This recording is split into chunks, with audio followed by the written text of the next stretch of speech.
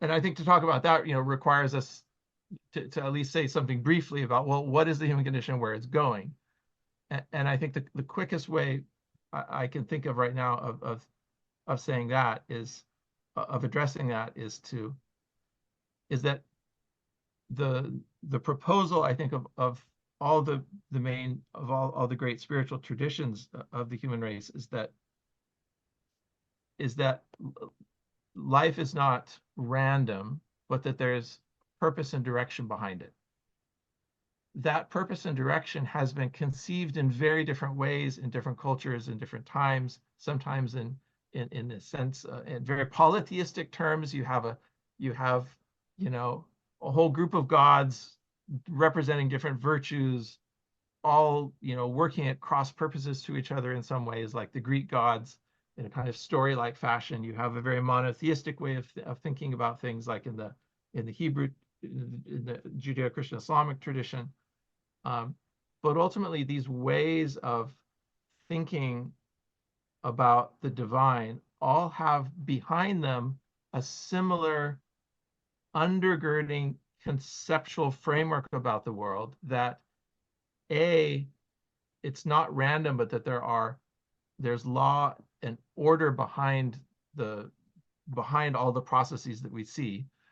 and B, that law and order is trending towards some outcome. In other words, that there's a telos embedded in things, a telos which is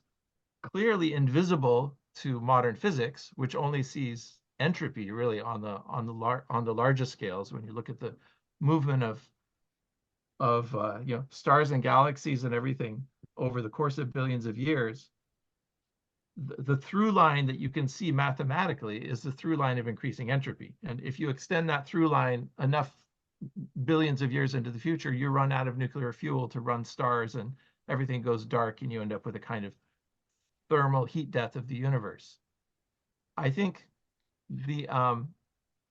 the proposal, I think, of all the spiritual traditions of humanity would be that not necessarily that there isn't even a heat death that's coming, but that ultimately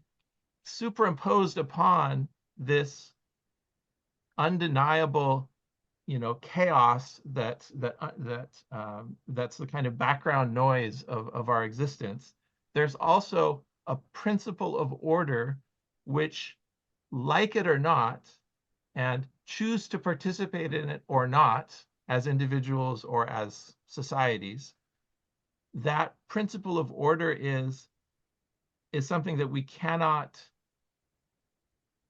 deny it, but we cannot avoid it or evade it. And that principle of order can be summarized as a kind of a through line of consciousness, that the universe is becoming conscious. The universe,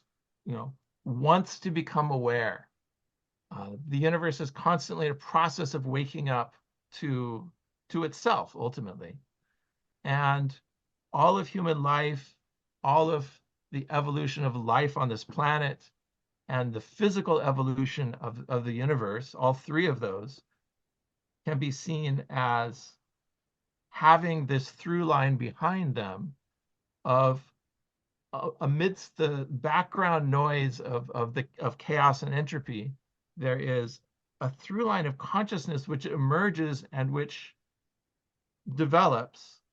and increases it, and the physical complexity of the substrate increases, and with that the capability of consciousness to express itself.